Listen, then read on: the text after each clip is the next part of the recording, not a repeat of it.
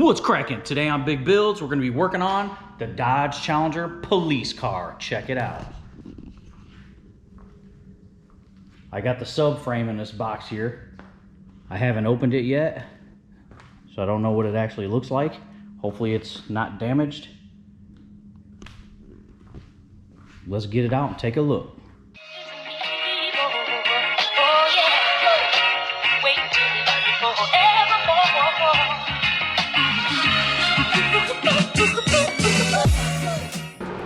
All right, so here it is. This is the subframe for the 2016 Dodge Challenger police car. Nothing looks bent. Looks pretty good to go. Right from the Chrysler Jeep dealer in Massachusetts. Brand new. So we know it's straight.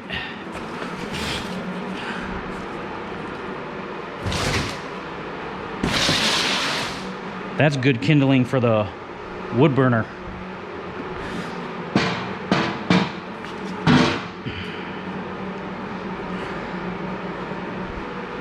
That's it. That's what needs to be replaced. All right, so now what I'm gonna do is lift the car up on the lift, and just to make sure that it's totally safe to kind of be underneath, I'm gonna cut a support out of metal beam that I have over there to go underneath there, just so it can't come down any further.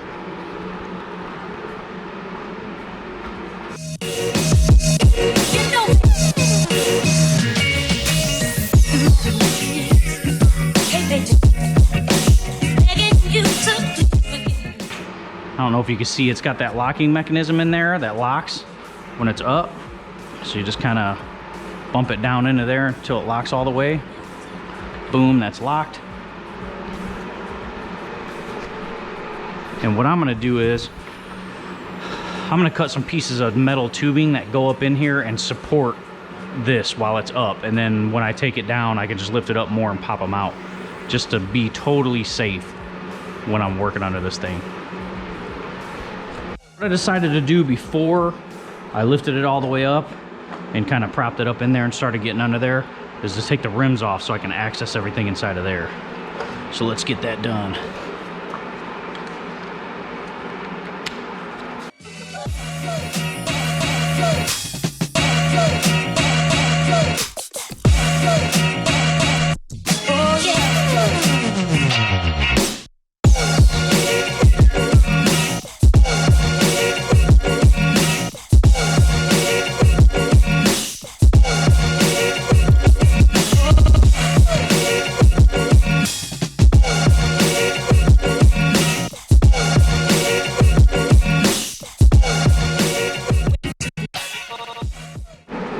Well, I guess that's the end of today's adventure already. Check it out. I put the breaker bar on there.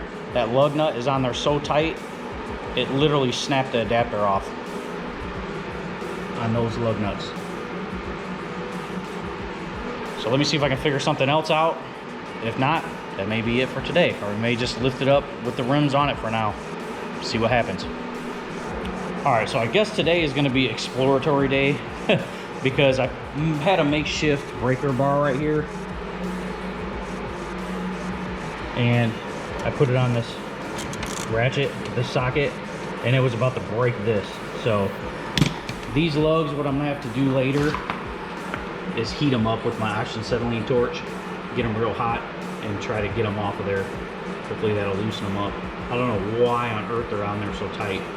So for now, we'll just lift it up, kind of match everything up here, you know, to this, and just see how it's going to go in there. Maybe take some things off. Just check it out.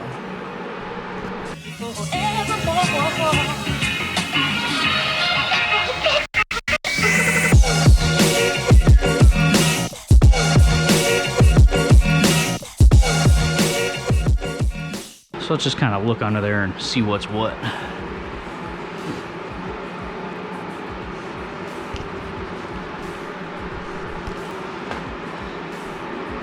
So I can see, so the cradle goes underneath this, obviously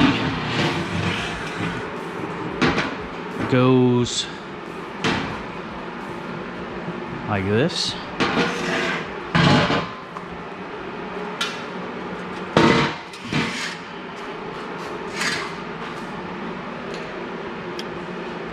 And when I actually get ready to do this, I'm gonna go up here and on the engine, I'm gonna put a brace across there. I'm gonna wrap straps or a chain around there and actually prop the motor up so it doesn't move while I'm doing this, since I've never done it before. You can see they already kind of took things apart and didn't put them all the way back together.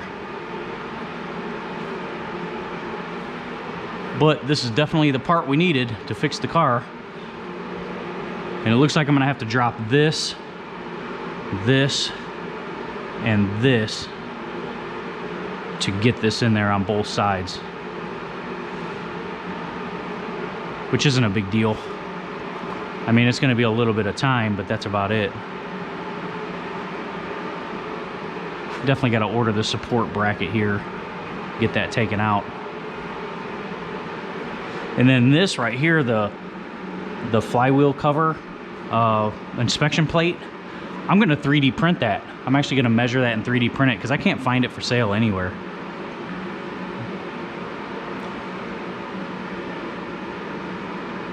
So yeah, but other than that, man, it's pretty clean under here. Damage wise, the wreck didn't go up into here at all. So this doesn't look too, I mean, looks can always be deceiving, of course, but it doesn't look too major of a project. I'm kind of wondering about right here and right there. There's two bolts there. I know those are, I think those are the bump stops, maybe. Maybe? I don't know. We'll find out when we get into there. But it shouldn't be too bad. I've ordered the Hellcat front bumper, kind of waiting on that to come in. And then, like I said, I have to order this bottom support. The top doesn't look bad at all. Really don't need too much up here. That may be one of the only things I need, apart from the radiator and the AC condenser. So we'll see. What I did was, I didn't want to give up today just yet. I went down to the parts store, got another extension, reducer. So what I'm going to do is, I have this brazing tip on this oxygen acetylene torch that I have, and I'm going to heat up the bolt. This should be good enough. It puts a real tight beam, so I'm trying not to melt the plastic around the hubcap, even though I'm not going to be using that hubcap. But this puts out a nice little beam of heat. Hopefully I can heat that up and try to knock it off. Let's see what happens. Bear with me, I haven't used this oxygen acetylene thing here in a while.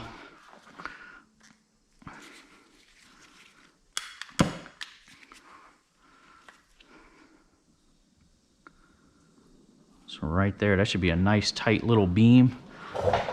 Should be able to just heat that up. Hopefully, without melting that plastic. But if we melt the plastic, it's no big deal. Like I said, I'm not going to be using the hubcaps.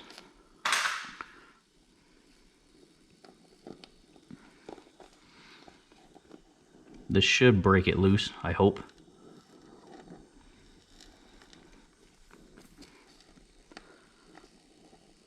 Usually heating up a bolt will loosen it.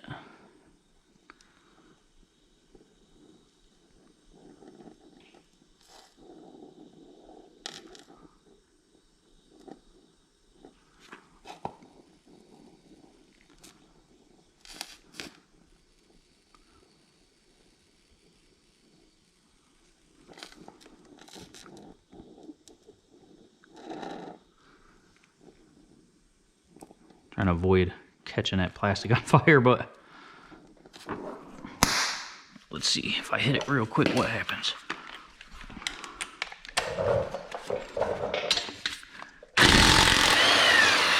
There she goes. Boom. Worked like a charm. Now let's do the next one.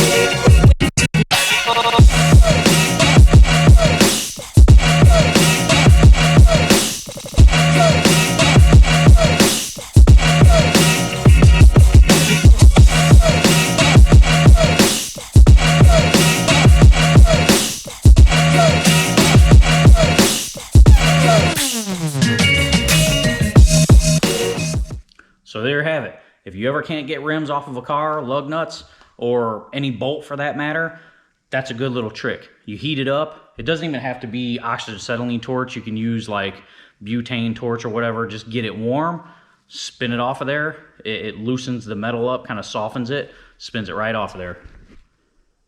Got it right off. Now let's do the other side.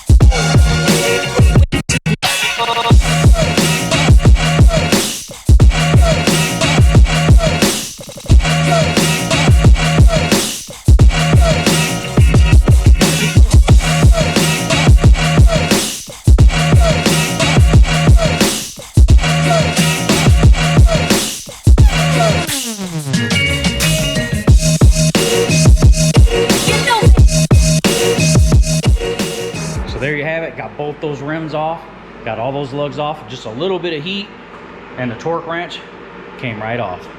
Now we can see inside there. Now I'll be able to work all inside of there and get everything taken out, drop down, and actually see what's going on. You can see a lot better. Yeah, I can see where that mounts right there. I can get right into there from the side. I can get to most of this from the side, actually. Like I said, what I'm going to do before I install this is drop the car back down and make some kind of a strap, put a strap around the motor and you know, a piece of metal in there just to support it so it doesn't come down while I'm taking this subframe out.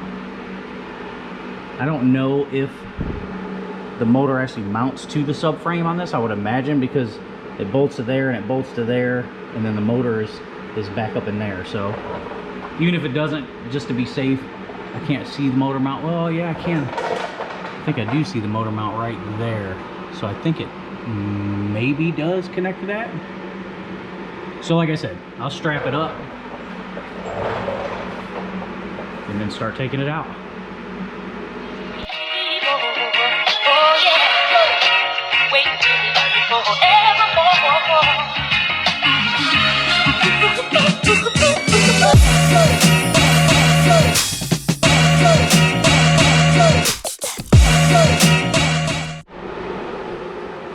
Alright, so that's it for today, because I don't have a long enough piece of metal out here in my shop. I've got one at home, and my house is like an hour and a half away from here until I move out here.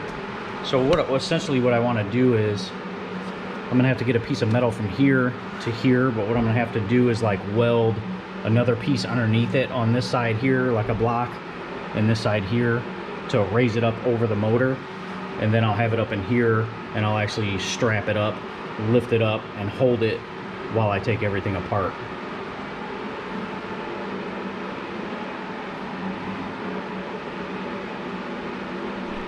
As always, thanks for watching. If you like my channel, make sure to hit the subscribe button. Make sure your post notifications are turned on so you see as soon as I drop new content.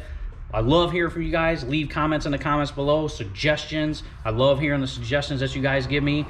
Leave me some likes, and let's build some cool stuff. I plan on doing a lot of cool stuff this year. Just hang with me.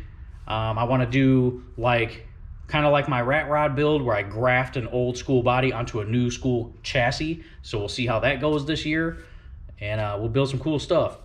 Thanks for watching.